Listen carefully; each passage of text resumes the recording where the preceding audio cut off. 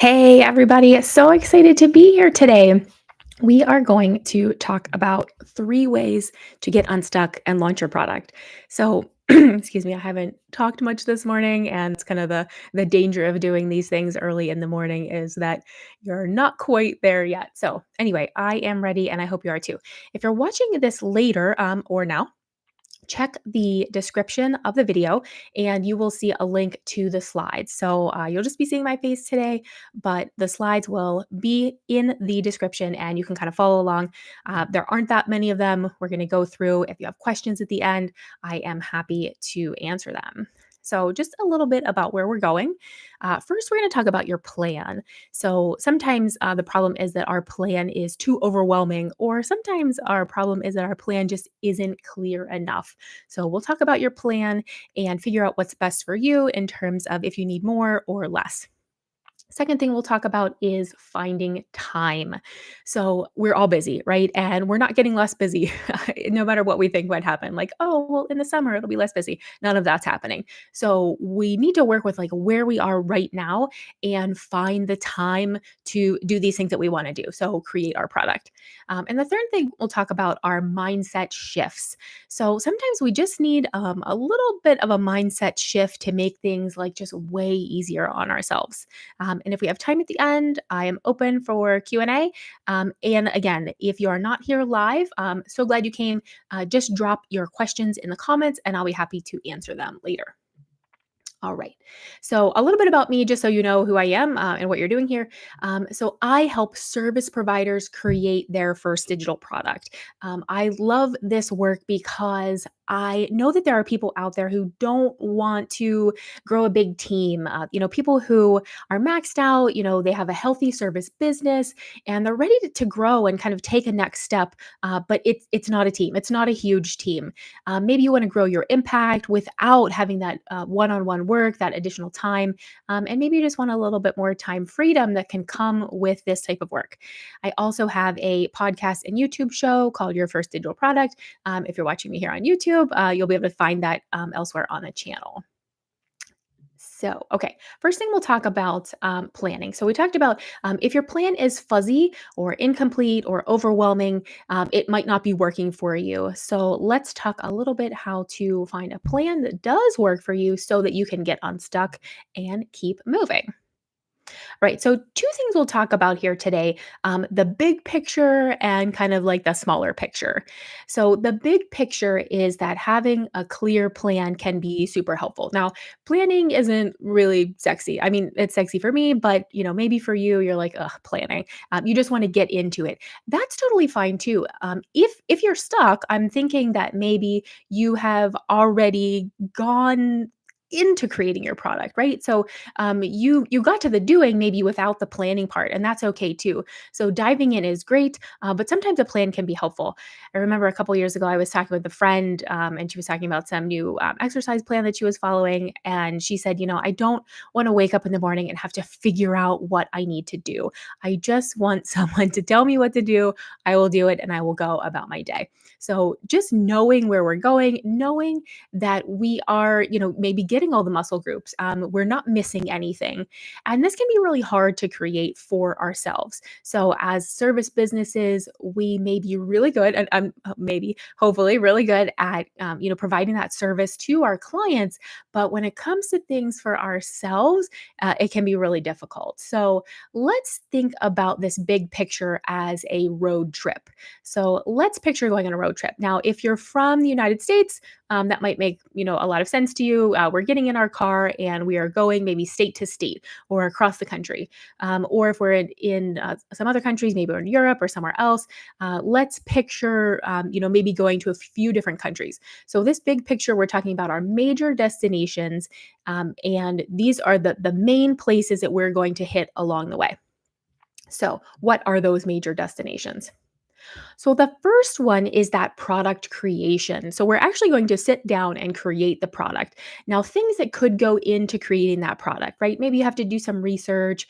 Maybe you create some kind of draft. Maybe you are editing at some point. Maybe you're getting some feedback. You're taking this kind of almost final version and sending it out to maybe a couple friends or colleagues and getting some feedback on your product, and then you're finalizing it. We're just going to call it done. We're going to zip it up, make that final version, and it's going to be done. So whether that's an ebook, a template, a video, something, we're going to create it and then call it done. But that's not the last step, right? There are four other major destinations that we are going on our journey to our first digital product. So the second one is the product information. I really like this because I think it's easy, but it's not easy at first. It's easy second. So I don't know if you do any email marketing, but whenever you go into some email marketing platforms, you say like, okay, I want to do a new email, and it will say, okay, what's your subject? And I always put test because I don't know my subject at that point. I haven't written the email, or if I have written it, and I go and add it in, I sometimes will tweak and craft. So I always write the subject after. And this is the same philosophy for your digital product. I like to create that product information. So the title, the description, the price, all that stuff about the product after I've created the product, because now I know everything about it. So I like this step. It's an easy step, but I don't like to do it first. So that is my second major destination. Third major destination, well, the third and the fourth, you can do either way. So you can do marketing next or technology next. So let's just talk about marketing. So I like to say this marketing is all of your marketing for launch. So this is all of the stuff that you are going to share when you launch the product. So this could be your social posts. This could be the emails that you'll send out. Maybe you'll send a couple emails out. This could be any blog posts that you're writing, any podcast episodes that you're doing, maybe about your product, any videos that you're doing. So anything that you're doing for the launch of the product. Now, this will be different from other marketing you'll do later, but this is your launch marketing. This is the stuff you're going to do when you're launching. Then the technology. So you need some place to sell this product. Now, maybe you already have something that you have used for something else, some existing software, some email marketing platforms will do this kind of stuff. You can leverage what you already have or look into something else. So there are tons and tons and tons of platforms out there. I have a resource guide of kind of all the tech, just with little summaries if you're interested in that. Check that out.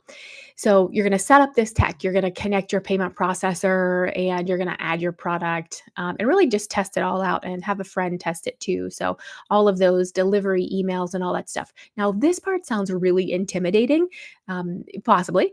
It could be that you're like, oh no, I'm not going to be able to do this. But really, like, you may just need to sit down with it.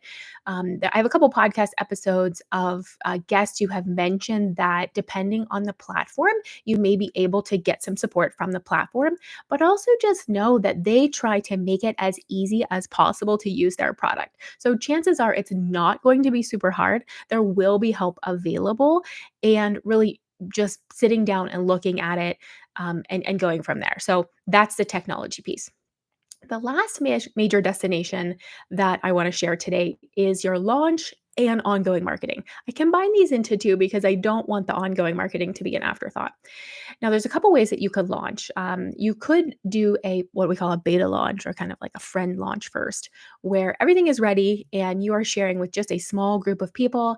Hey, my product is ready. If you're interested, here's a coupon or whatever it is. And then when you're feeling more confident, more comfortable, after that, you can do like a full launch. Like, you're standing from the rooftops, like, hey, product, and go from there.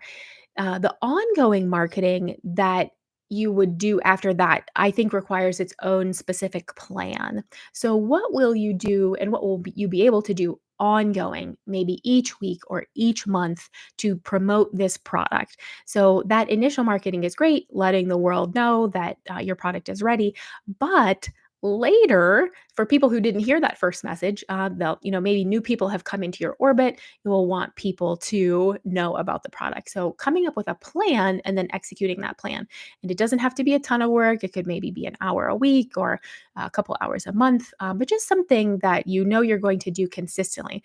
And it could be different things at different times of the year too. So, maybe something like around Black Friday, or if your product is specific to a time of year, maybe it's something around goals and things like that. January might be a good time for that. So think about your product and when and what kind of marketing that you will do. So those are the major destinations. So just to kind of recap, the product creation, the product information, marketing, technology, and then your launch and ongoing marketing. Now, if you are the kind of person who benefits from a little bit more detail, then I would recommend having some minor destinations along the way. So take each of those major destinations, for example, marketing, and really nail down what you need to do in that category. So, I live in Pittsburgh, and say I'm going on a road trip, and let's say I am going to Chicago. So that's one of my major destinations, but my minor destinations would be like what I'm actually going to do when I'm in Chicago. Visit this museum, get this hot dog, go to this brewery, whatever it is. So the minor destinations, again, if that is helpful for you, if that just creates more overwhelm, scrap it completely. I had a guest on the show, Jill Andrews. She talked about the spreadsheet that she had created. Some of us love spreadsheets, and it had all those major and minor destinations, and it was color coded. So whenever she would do half of one or complete one task, the colors would change, and she would see that she was closer to launching her product. I do have a Google Sheet linked in the presentation here, so if you want to check that out, if you're that kind of person. And if you're not, just scrap it. Like just don't even go down that path because you really don't want to overwhelm yourself. But for people who would benefit from that, like, okay, just tell me what to do, that might be helpful for you. All right, so let's talk next about time. Now, like I said at the beginning, you're busy, everybody's busy. We're not getting less busy.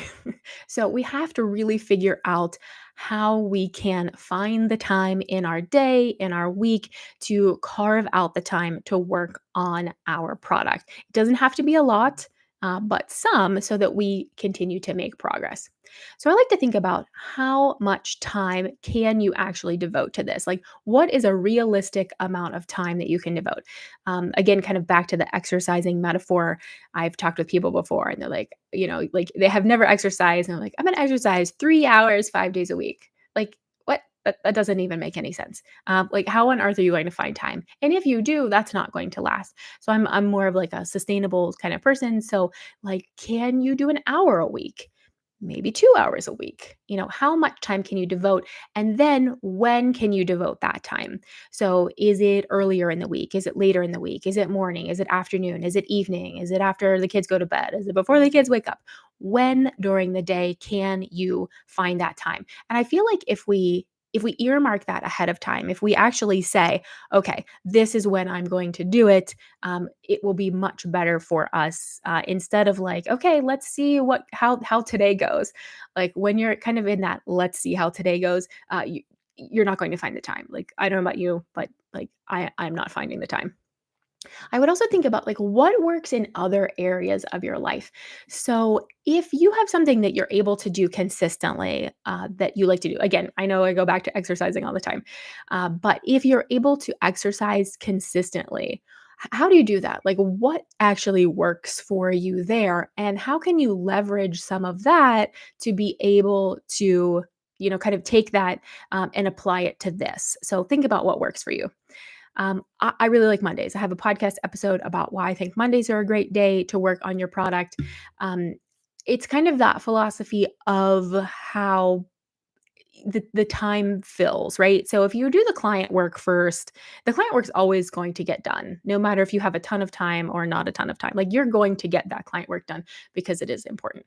But with your own things, we often kind of put that on the back burner. And if it's always at the end of our list, then we kind of just like never get to it. But if we put it at the front of our list and we get to it first, we feel so good. And especially if we do it on Monday. Like, can you imagine if you woke up on Monday, worked on your product for an hour or two, and then went about your day? Like, you would feel amazing. You'd be like, I did it for the week. Like, I did what I said I was going to do.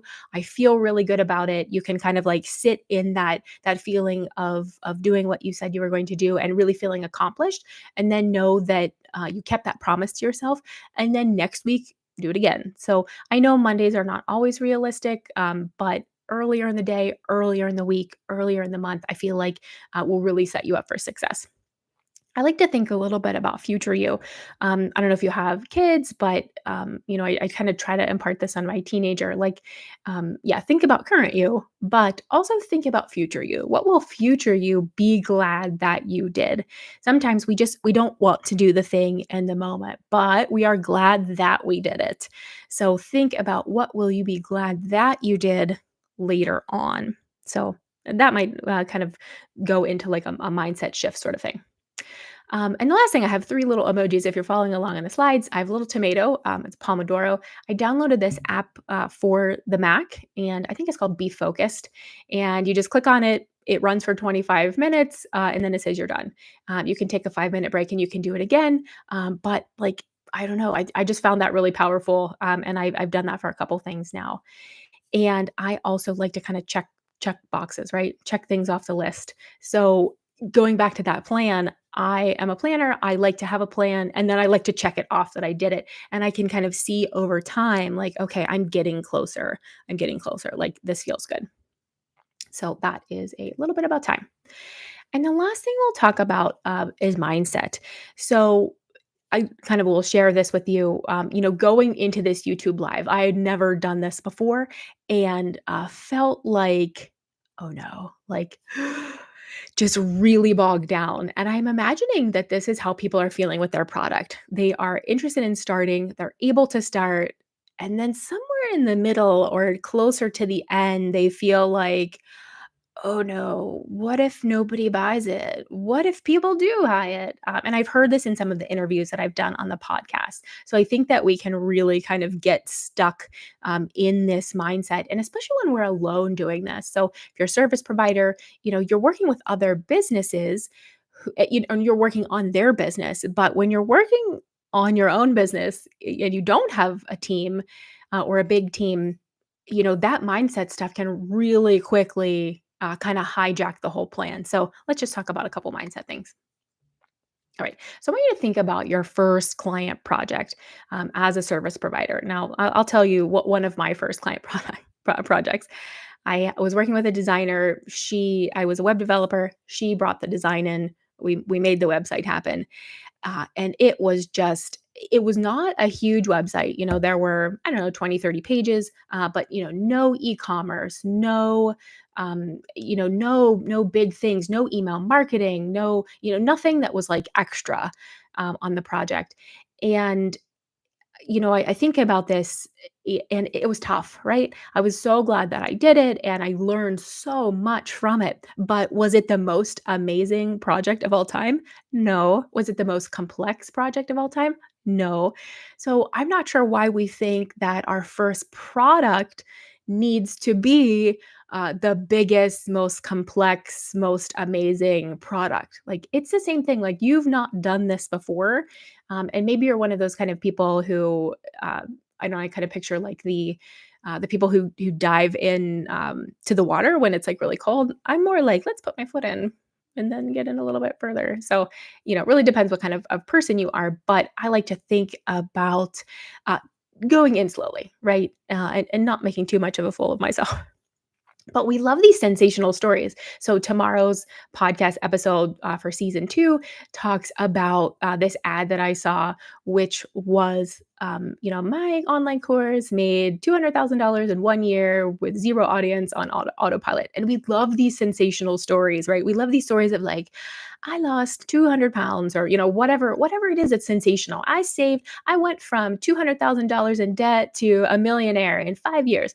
Like we love these sensational stories, but it's so difficult, I think, to live a sensational life like that. So, like, what if we just took it really small? Like, what if we just took baby steps?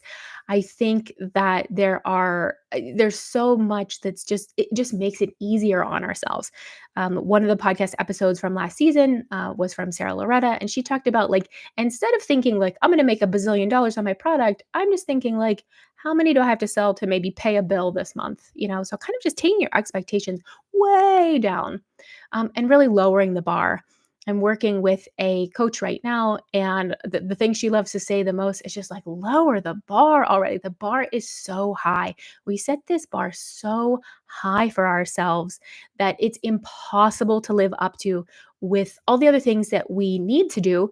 And, some of the other things that we just really want to do in life, especially at this point in our lives. So, kind of just get rid of that perfection. It does not need to be perfect. It needs to be done, right? You need to do it so that you can kind of see, like, okay, I did it. I see how that went. Going forward, this is what I'm going to do differently next time. But I've done it the first time, so now I know what I'm getting into. So those are just a couple mindset shifts from there. So that was my super quick 3 ways to get unstuck. If you have any questions, I would love to hear those. Just leave a comment below, and I will answer that. And you can find me at scenicroutedigital.com. Subscribe to the YouTube channel, and I would love to hear from you. So have a great day and let me know how it goes.